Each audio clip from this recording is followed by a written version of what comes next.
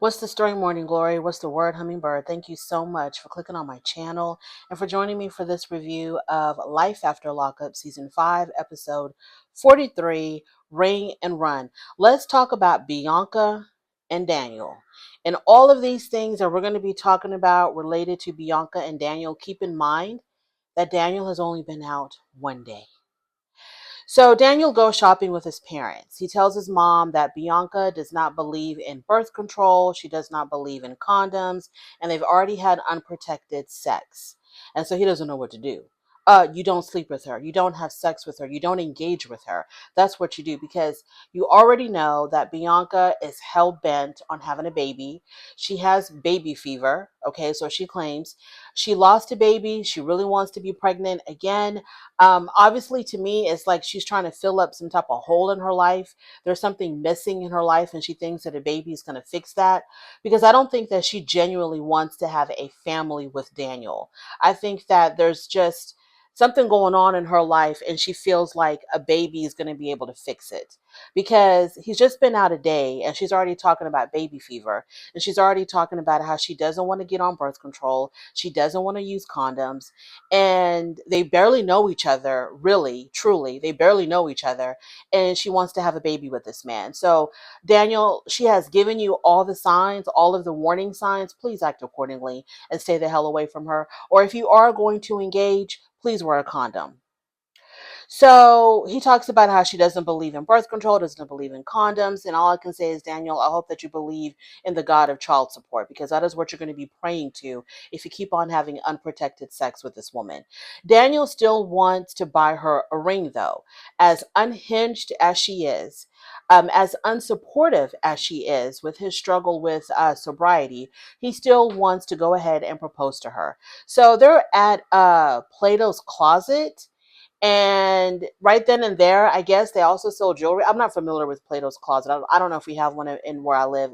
I've heard of it, but I've never actually seen one. So it looked like a discount type of store, like a Ross or a like a Ross or something. But anyway, so there's rings there. So he also buys a ring, because they were there to buy clothes for him, and so he also buys a ring for Bianca. Now, his mom is so concerned about Bianca's drinking. Now, speaking of Bianca's drinking, while Daniel and his parents were out clothes shopping, Bianca was with Daniel's cousin at a bar, and they were drinking a lot. And Daniel's cousin says that he is really not a drinker. Like, he can barely finish one beer, but there's just something about being around Bianca made him want to drink more and more, because he got a little bit tipsy. He was a little toasted. So I don't agree with him blaming Bianca. He drank because he wanted to drink, and he had company. He was with someone that also liked to drink. So I don't really, believe in him blaming Bianca for his drinking, but whatever. So Bianca and Daniel's cousin are drinking, and like I said, they're drinking a lot. So they were trying to, like, Bianca said something like, "Hey, let's not." When they come back, when Daniel and his parents show up, let's make sure that there's no evidence that we've been drinking. So while she's talking to Daniel's cousin, she's complaining about everything about Daniel that she can possibly think of. She complained about the fact that Daniel is a mama's boy. She complained about the fact that he needs to understand that he's with a younger woman who's going to want to drink, who's going to want to go out and have a good time, and he needs to, go ahead and accept that. She talked about how the sex with him wasn't that great because there's no foreplay. He doesn't believe in foreplay. And I'm like, damn, you have a laundry list of complaints for someone that you supposedly love. You couldn't wait for this man to come out of prison. You cannot wait for him to come out of prison. You are upset that you have to share him with his parents when he was released yesterday. You have a lot to complain about, but this is supposed to be the love of your life. And all you're doing is belly aching about all of these, stupid things to his cousin. She said nothing positive about Daniel, nothing nice about Daniel. It was just a laundry list of complaints. So as far as, her complaining about the fact that, there's no foreplay and that the sex isn't that great, girl, he's only been out 24 hours. Give it time. Y'all are going to have plenty of time to learn each other, to learn each other's likes and dislikes, and to adjust accordingly. Then Bianca brings up to Daniel's cousin, she brings up how she has baby fever and that after having unprotected sex with Daniel, she chose not to take the plan B, even though Daniel practically begged her. Now, when you're at the point where you're begging a woman to take a plan B, um, it's already too late. You should have been concerned about possibility of getting her pregnant before you even had sex with her. So if you're at that point after the fact where you're begging her to take a plan B, it's already too late. Just give it up. So she tells the cousin, I don't want to take a plan B because I want to have a baby. And the cousin was like, well, what if, Daniel isn't ready for that because he's got a lot going on as far as trying to get his life back together. And she says, well, I don't believe in birth control, and it's my body and it's my choice. Yeah, and it's going to be your baby. If you believe that it's your body, your choice, knowing that the person that you're trying to get pregnant by does not want to have children, and even though he's making the dumb decision to have unprotected sex with you, but you really want to have a baby and he really does not want to have a baby, and you're talking about how you don't want to take birth control and you don't want him to wear a condom because it's your body, your choice, then if you do get pregnant, then that's also your baby and your responsibility. And don't go chasing him for child support because you knew what it was from the beginning, that he never wanted to have a kid. He messed up by having unprotected sex with you, but he never wanted a baby. He was begging to take a plan B. So if you do get pregnant, then please, carry on you and your child alone without him, and don't go begging him for any kind of help or assistance. Because if it was the other way around, let's say he really wanted a baby and she really didn't, and they both voluntarily engage in adult consensual unprotected sex, and a child results out of this, if she doesn't want to go through with it, depending on what state you live in, the woman has options if she doesn't want to continue with the pregnancy. Whereas, if you take the same exact scenario, two consenting adults engaged in consensual sex, a baby results out of it. The man doesn't want to go through with the pregnancy, but she does. All of a sudden, it's her right, it's her body, she can do whatever she wants. So it goes both ways. What's good for the goose is good for the gander. It goes both ways. So if he doesn't want to have a child and y'all both voluntarily slept with each other unprotected, and he doesn't want to have a child and you do, and if you do get pregnant, your body, your choice, your baby. So moving on from there. So Daniel and his family, they show up at the bar. They see Bianca and the cousin drinking. The family is really pissed off, very concerned that Bianca is drinking because they've been talking to her about drinking around Daniel and letting her know that you cannot do this when Daniel is out. If you want to have a life with Daniel, you cannot drink because it's going to trigger him. So they see her drinking at the bar. Everybody's very concerned. Everybody's in an uproar. Daniel says to his cousin, I'm not mad at you for drinking because you're not the one that promised me that you wouldn't drink. She's the one that promised me that she wouldn't drink. So I'm really mad at her. So Bianca is drunk. Okay, she is toasted. She's gone. She's drunk. And so she gets really defensive. And he says to her, what are you doing? I can't believe that you're doing this. And she's like, what? What's the big deal? And then he goes, well, what if I told you I wanted a shot right now? You know what my problem is? What if I told you I wanted a shot because I see you drinking? And she was like, then go ahead and have a shot. So then he takes her outside to have a conversation with her, but she's too drunk to have a conversation with. He takes her outside and, he's talking to her about how I feel like you're not really supporting me on my road to sobriety because you know that you can't be drinking around me, and while we're together, you can't be drinking. And she's just like, whatever, it's my choice. I can do whatever I want to do. And then she tries to force him to kiss her. She keeps begging him for a kiss. And he keeps backing away. He's like, no, I don't want to taste the alcohol on you. And she keeps begging him, begging him, begging him for a kiss. And he's like, no, just whatever, just forget it. So now everybody is leaving. And everybody's leaving. And Bianca and Daniel's mom are going to be driving in one car, while Daniel, his stepdad, and his cousin are going to be driving in another car. So as Bianca and her mother-in-law basically are walking in the parking lot towards the car, Bianca tells her mother-in-law, or soon-to-be mother-in-law, let me drive. And the mom was like, hell no, I'm not going to let you drive. I'm not trying to die tonight. No, I'm going to drive because Bianca was drunk. So they get to the house, Daniel and Bianca, they go inside, and Daniel wants to have a conversation with her once again about her drinking, but she's not in any state of mind to have a serious conversation. She's being silly, she's being defensive. So he tells her, you know what, let's just end it for tonight, and I think I'm going to sleep on the couch. And Bianca's like, you're going to sleep on the couch? He's like, yeah, I'm going to sleep on the couch. And she's like, okay, fine. So she gets up and she walks into the bedroom. Daniel, run far away from her. I keep telling you this week after week after week. This is not the one for you. You have too much that you got to do to get yourself together, and she's not going to be in support of any of that. Bianca wants to have a good time. I think Bianca got with Daniel because she saw a good looking guy on whatever app that she was using.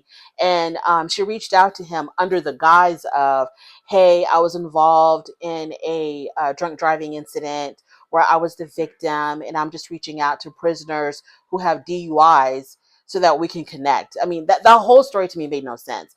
I feel like she was just basically looking for a cute guy that she can communicate with or she can pen pal with in prison. She came across Daniel. She was hot for him, and that's how we ended up where we are now. She's not serious about having a real relationship. She just wants a hot guy to probably impregnate her. She's not taking any of this seriously. She has no idea what she's dealing with the issues that Daniel has. And I don't think that she will be a good support system for Daniel. And I need his mother to do whatever she can to drag her son away from this woman. Moving on to Michael and Justine. So we are at the scene where Michael and Justine had to rush home because Justine's son and Michael's son got into a fight, and Justine's son like threw his own phone down and shattered his own phone. So now Justine and Michael are there to try to figure out what the hell happened and try to bring some type of peace to the situation. So Michael is really worked up. He's really upset that the boys were fighting and that Justine's son broke his own phone, a $1,500 phone. So Michael ends up punching, it was either the wall or the closet door. I'm not sure what it was. He punches something. There's a big old hole in it.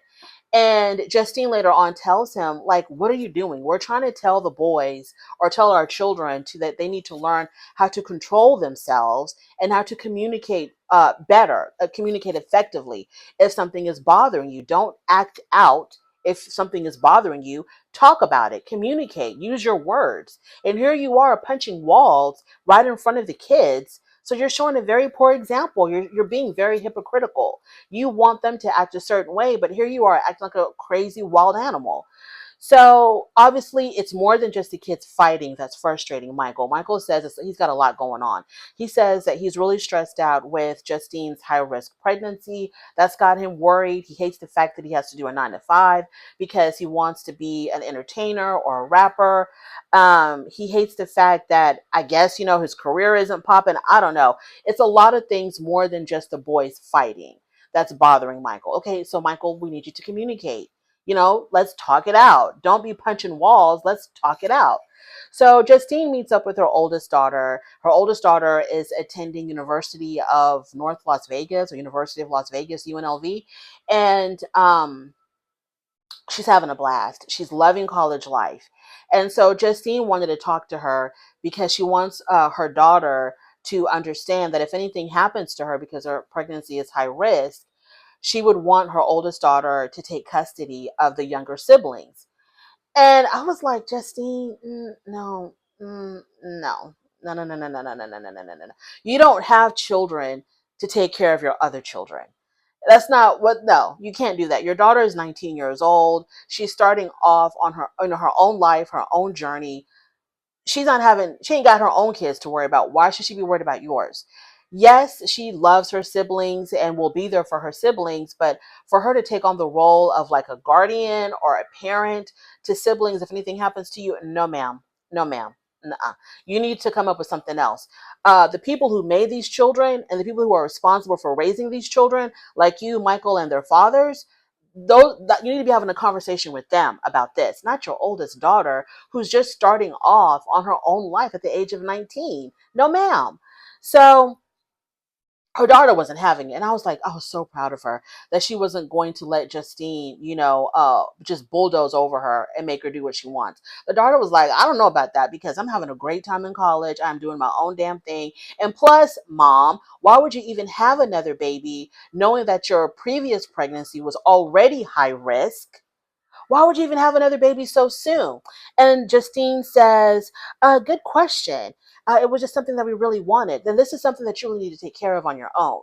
Okay, you need to talk to Michael. You need to talk to these children's fathers, or possibly, maybe last resort, maybe your mom or Michael's mom, but not your children. You cannot have your oldest children take on that type of responsibility unless they want to. Now, if her daughter would have said, yes, I'm willing to take that on, I will be their legal guardian, I'll adopt them, I'll do whatever, I'll raise them, fine. But she's busy doing her own thing. So that's just absolutely wrong for Justine to do that. I don't know what the hell she was thinking. And I'm still trying to figure out, why did she feel the need to have another baby, Justine? I don't understand.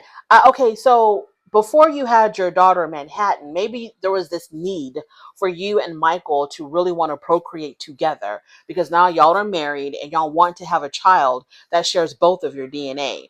Okay, I can sort of understand that. I don't think it's necessary. I think there's more to life than just having children for the sake of having children. I don't even care if you can take care of them. There's more to life, especially when you have both you and Michael have an overabundance of children. Um, there's more to life than that. This, I just didn't get it. So, but whatever, I'm not taking care of them, their life, their child, their responsibility. But then after knowing that you were high risk, you went and turned around and you got pregnant quickly after that. And then now you're trying to drag everybody else into your situation. Oh, if everything happens to me, you need to. No, Justine, I don't know what to tell you, but that was wrong. So just Michael is having a conversation with his oldest daughter. They're on the basketball court. And first they talk about the youngest of Michael's children, the two little ones who are the exact same age, but different mothers. And his daughter tells Michael that she really misses them, understandably, because, she was so close to them and she misses them. But they can't come to Las Vegas because their mothers just won't allow it. So they talk about that and how difficult it is for the family that the little ones aren't there. And then even her, she was like, I don't understand why y'all would have wanted to have another baby so soon after Manhattan, knowing the risks that Justine was facing. I don't get it. I've always said this. I've always said this about Michael and Justine. They are in their own little bubble. Michael and Justine are in their own little world that they do. And in that world, only Michael and Justine exist. And in that world, Michael and Justine do whatever the hell Michael and Justine want to do to help everybody else. But when it comes time when they need other people's help, then they're going to drag other people into their mess. But Michael and Justine are always living in their own little Michael and Justine bubble. Let's move on to Louie and Melissa. So Louie is looking for an engagement ring. First of all, this is what I want to say about Melissa. Melissa, to me, seems like a woman, and I know there's a term for it or a word for it, but it escapes me right now.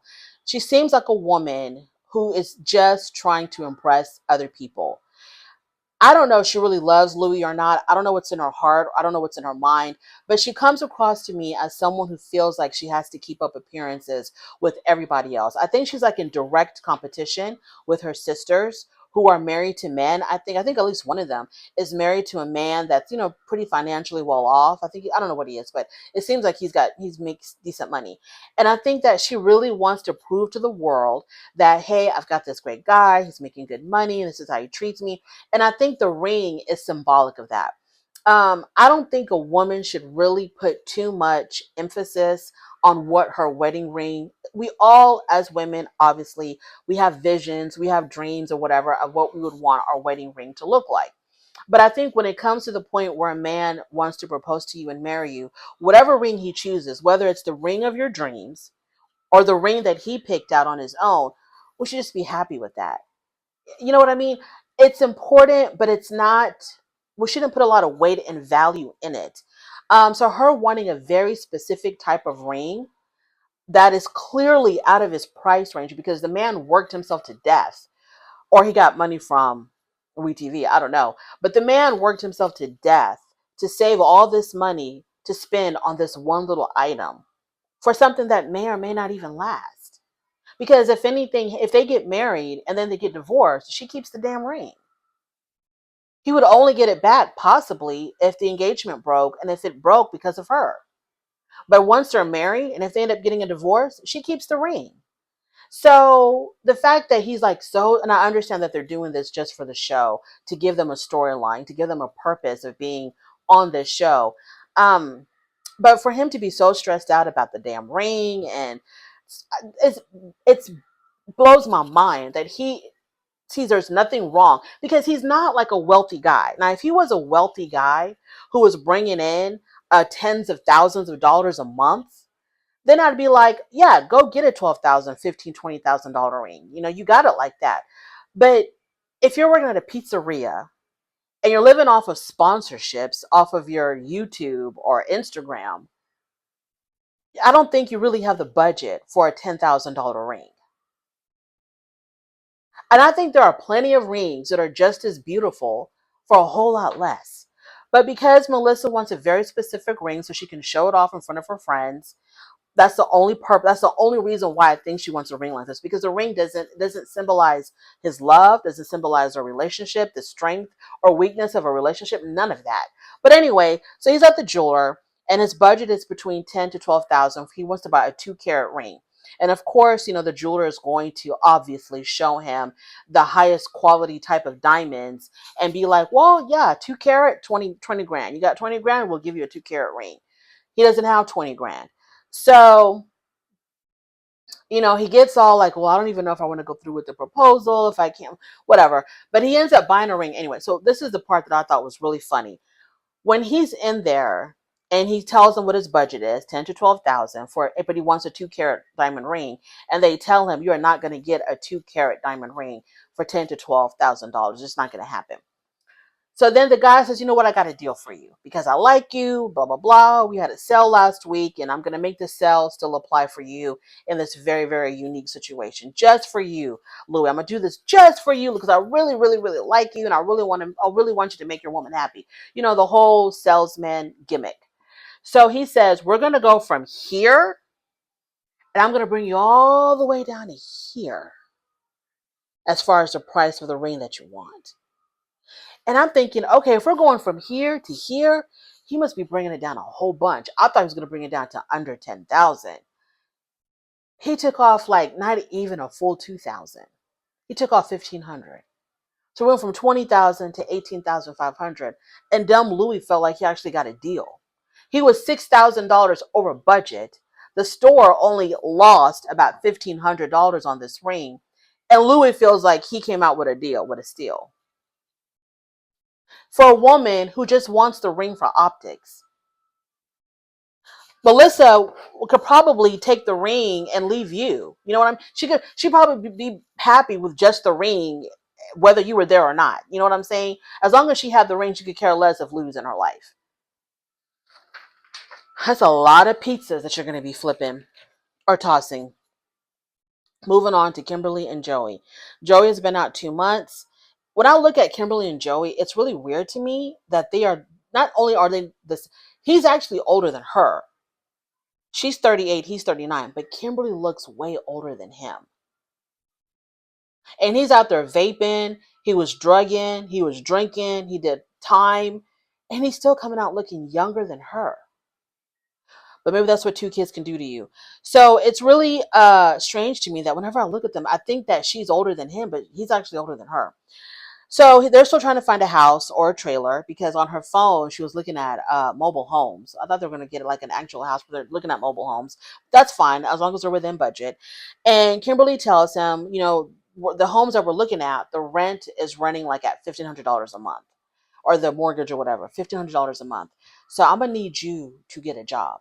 So Joey begins to complain. Yeah, so I got a license in HVAC or whatever. I learned HVAC while I was in prison. But who the hell wants to do HVAC? You got to crawl into these really small, hot crawl spaces under the houses. And, you know, you might run into snakes and rats and climb into hot attics and all this other stuff. So I don't know if I really want to do that. That's too much hard labor for me. And she's like, I don't care what you do as long as you do something. The next time that we see Joey, he has an interview for an HVAC company.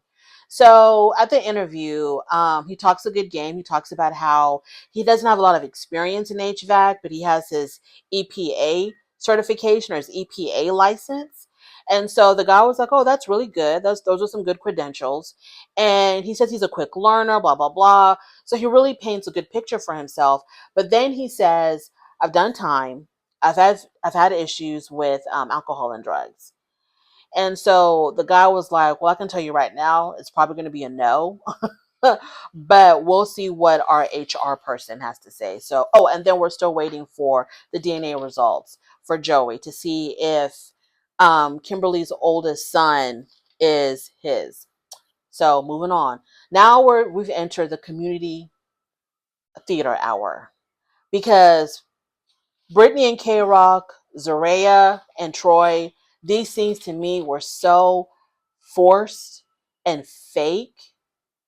I don't know if these are real things that happen to them, but the producers are telling them to run the scene over and over and over again to the point where all sincerity is gone, the genuineness of the scene is gone, the integrity of the scene is gone, and now they just look like really bad community theater actors playing roles.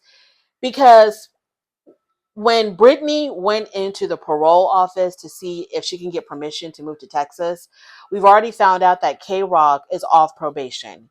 K-Rock is done with probation, so K-Rock is free to go wherever the hell he wants to go. He's no longer restricted. He doesn't have to report anymore.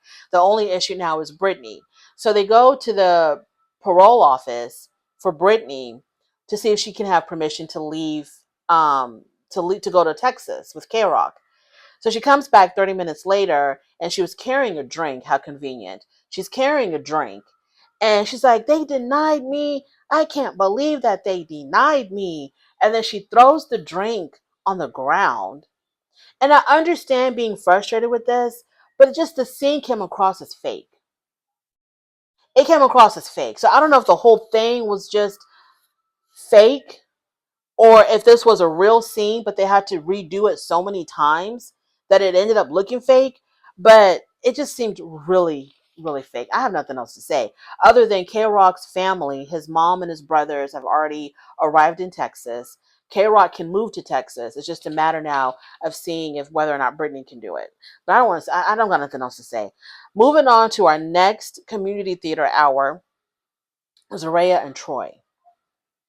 Every time Zeruiah and Troy are on my TV, they come across as so fake. Their scenes are so fake. Like you can hear the way they say their words, literally like they've been rehearsing and they're just bad actors rehearsing bad lines. But anyway, so they go see Zeruiah's psychic. And this is the same psychic who told her that her relationship with Troy was going to fail. So now the psychic tells them that there is a negative female energy around Troy. Zeruiah gets upset because she thinks that the psychic is alluding to another woman that Troy may be seeing. So she storms out of the psychic's establishment. Troy goes out to follow her. And this is where the scene got really fake. So she's like, "Are you cheating on me, Troy? I don't have time for this, Troy. I don't have time for these games." And it just came off as really fake. And so Troy denies cheating on her. He's like, "No, I'm not cheating on you." So she's screaming and hollering, talking about like she ain't got no time for him cheating and blah, blah, blah. And how dare he cheat on her, even though she has no evidence. She has nothing other than what the psychic is telling her about this negative energy, that's a negative female energy that's around Troy. That's all she's going on. And Troy says in his confessional, I think it's really ironic that she's accusing me of cheating when she was the one that actually cheated. Okay, she was the one that actually cheated on me while I was in prison. She went out with the guy. They came home. They had sex. She's the one that cheated on me. But here she is going on and on about I'm cheating with a ghost, a spirit, or whatever the hell is around me. So he talks her off the ledge. He calms her the hell down. "I'm not cheating on you. Everything is okay." They go back inside. The psychic finishes her reading and basically tells Zeruiah that this female energy that she sees around Troy doesn't mean that Troy is cheating. Could you have not told her that before she stormed out? Couldn't that have been like one of the first things out of your mouth after you told her, "Oh, I see a negative female energy around her"? But it's not another woman. Don't, because how Zeruiah can pop off. It's not another woman. Just want to let you know, it's not another woman. It's his a grandmother or his mother or something to prevent Zeruiah from going off on this man. So the psychic says it's not another woman. He's not cheating. It's just an older negative energy. I don't know if she's talking about Troy's mom or what. I don't know. I don't care. So they move on. They go to Zeruiah's parents' house for dinner. So as they're sitting there having dinner, Zeruiah does not want to tell her parents that her nonprofit is struggling financially. She doesn't want to talk about it with her parents. She wants to fix the problem and then tell them later what she went through, but got it fixed. So they don't really talk about that too much, but they move on and they talk about the psychic. So she brings up the psychic and she's like, Mom, Dad, I've been seeing a psychic. And her dad was like, you've been seeing a who?